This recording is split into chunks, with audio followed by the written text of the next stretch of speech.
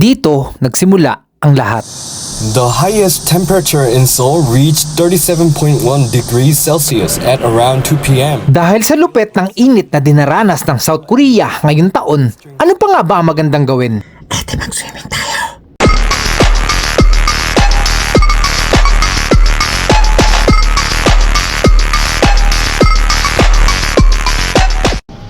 Lusa mo na, kanina ka pa hinihintay para kang chicks. Doon sa likod. Napagpasyahan namin magkakaibigan na mag-camping. Nung una, hindi kami magkasundo-sundo kung saan kami pupunta. Pero ang balak talaga namin ay maligo sa ilog. Pero bago ang lahat, sinama namin ang Panginoon sa aming paglalakbay. Ingatan po kami sa pagpatravel ulit, makapunta kami at makauwi kami ulit na safe ulit. Salamat agad sa yung guidance agad, sa blessings agad na sinisend mo lang yung time namin agad ngayon. Ma-enjoy namin agad yung pahinga agad na binigay mo sa amin. Salamat sa lahat. Praise you, glorify in Jesus' name. Amen. Amen! Safe trip! Safe trip!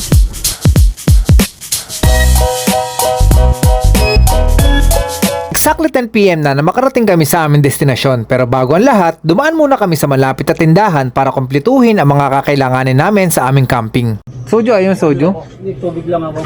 Sabi na lang, baka magpili ako dun, manuno ako dun, may pakaihisan na tubig. Kanya-kanya na lang. Magtabi-tabi po ka lang. Bili kang asin para may pambudbud ka sa aswang. May lemon eh, sisirintang ko na lang sa mata. Ano ba gagawin ng asin? Sa aswang. Hindi, tayo din sa gubat.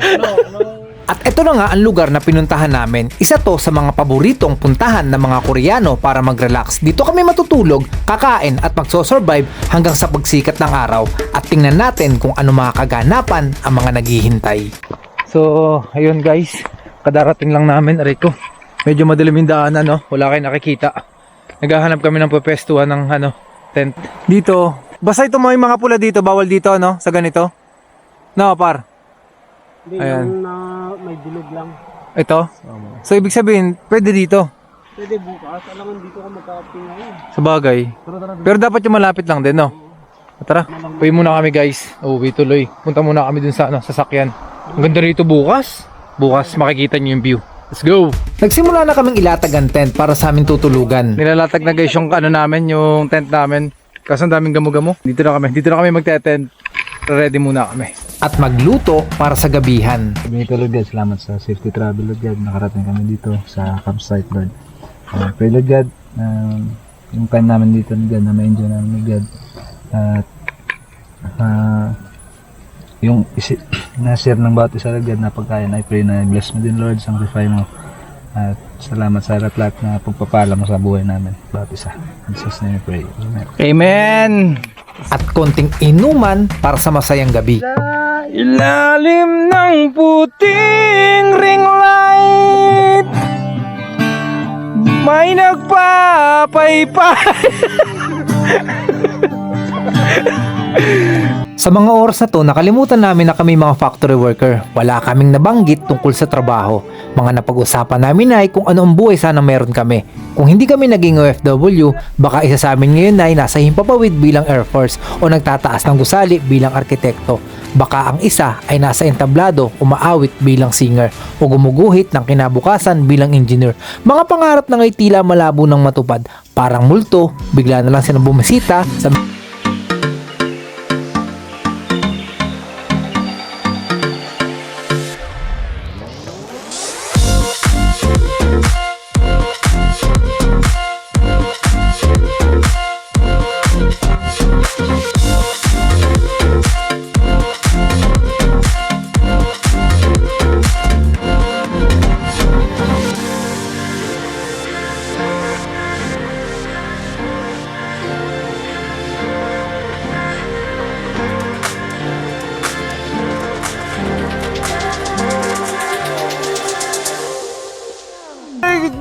Good morning everyone! Solid to guys. Natupad na rin yung camping. Basta natin.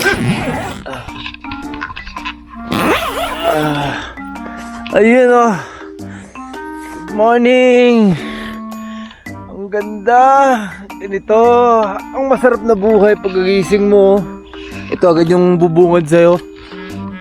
Hey! Hey! Ang ganda! Ang ganda! Ang ganda! Ayun oh! Ay, ang lamig! Ang ganda guys oh! Ah. So para ako ano? Sisipunin. Lamig! Ang lamig dito. Pag sinabi ko kasing ano, 4:30 ako gigising, 4:30 talaga ako gigising. May ano ko eh, palabra de honor ako eh. Nakisang kilometro nga yung takbo ko kanina. Nakasalubong ko yung matanda. Lakay! Pagano'n ako eh.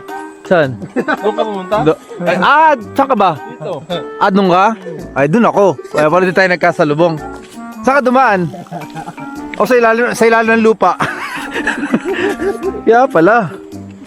Ito pala yung ano, kagabi. Pinakita ko ang video kagabi. So ito yung harap niya.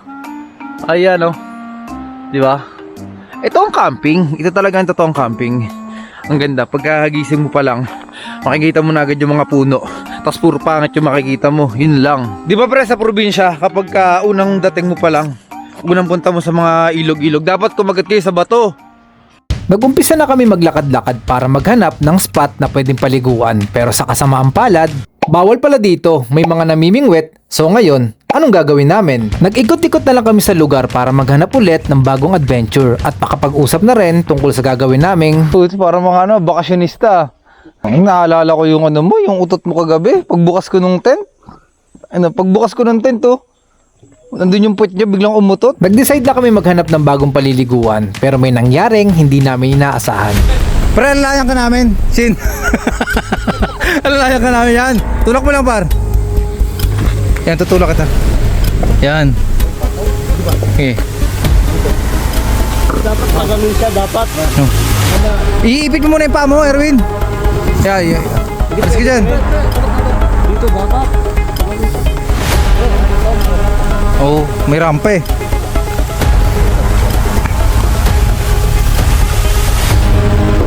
Okay, 1, 2, 3. Oh, di ba? Oo. Oo. Oo, di ba? Nagpalakas yung tulak ko sa ito, par. Akala namin hindi na kami makakauwi, pero nung umandar yung sasakyan, tuloy pa rin ang kasiyahan. Come inside of my heart if you're looking for answers. What's up po sa inyo mga kaibigan. So tapos na po kami mag-camping sa ilog. So lipat naman kami sa Caribbean swimming pool. Inside of my heart if you're looking for answers. Look at the stars. So ayun guys, nandito na nga pala kami sa Caribbean at mamayang gabi doon naman kami sa beach. Ano to? Ilog, swimming pool, beach. Ano na Caribbean, no? Dito, Saan? dito na natin. Mag-aano yan. Kaya nga, iba pala dito pala ang Caribbean. Caribbean pa. Ito. Ang dali. Dito ang Caribbean, no? Chika, where's the ticketing booth?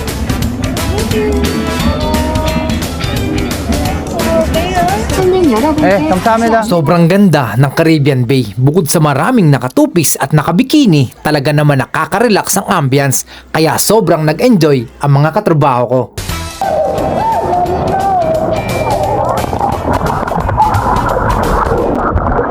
Enjoy ba? Enjoy? Enjoy? Yes lang. Lakay, enjoy? Sulit na sulit. Ayos. Sulit. Katapos na kami sa Caribbean Bay, so nag-iisip na naman kami ng bagong pupuntahan. Kailangan masulit namin tong Sabado na to, no? So, abangan nyo yung next na pupuntahan namin.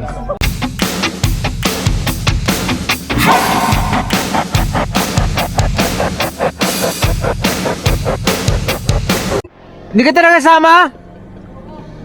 Ayaw mo? Natatay na yun.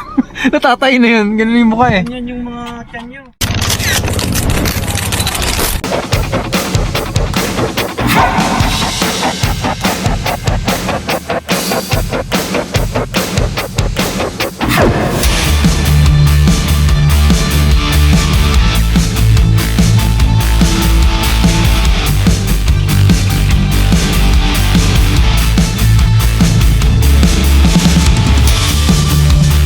Ito. Patay. Hindi, para hindi na siya mahirapan. Di ba? Eh, nag-iisa lang siya sa buhay eh. Siyempre, malulungkot yan. Ano ko na? Winakasan ko na yung buhay niya. Hindi na mahirapan, di ba? Pwede na to, pangulam. May pangulam na po kami sa tanghali, no? Ano, nasan yung nakuha mo? Beer naman yan! Tandem. So, meron na. Ayun o, PCR. Ayun o! Dalawa. Dalawa! Saan isa? Ayun! Oo eh! Pakpaka isa. Kung ano? Ayun, laki! Ang laki, ang laki! Sabi ko nga eh. Ayun o! Laki! Pucha! Laki! Laki! Wow. Ayun no! Uy! Kala nyo ha? Ayun no! Oh! Yabang oh! Yabang! May anak pa. Hindi, pakuha mo na lang pre. Pakuha mo na lang. Pakuha mo na lang. May anak pa yan. Mga anak pa yan. Mga anak pa yan. Nag-sacrifice na siya oh. Nag-sacrifice na oh. Yan oh. Pa dyan? Kasya yan. Buksan mo yan bro. Sinacrifice no. Sige na. Ano? Pwede na yan. Huwag mong ipitin, loko ka. Oh, sige. Oh, yan oh, yan. Ah, ganun pala yung purpose nun. Oh, para sabay-sabay sila. Saan mo makakawala ka? Chat. Ah! Ayun din. Ayun, oh, laki din oh. Pugita. Pugita? Marami dyan. Ayan oh. Ayaw mo na lakay. Sobrang saya ng mga araw na to. Malayo sa ingay ng makina, sa sigawan ng mga Koreano at mabilis sa takbo ng trabaho. Hindi lang kapayapaan ang natagpuan namin. Naranasan din namin ang mga bagay na hindi namin inaasahan. Mga tawanan na para bang walang tinatagong problema. Mga pagsubok na sama-sama naming hinarap. At mga kwentuhang punong-puno ng mga naudlot na pangarap. Maaaring hindi namin natupad ang mga pangarap namin noon. Pero dito sa ibang bansa, natuto kaming tumindig, mabuhay at muling mangarap. At siguro, sapat na muna yon para sa ngayon.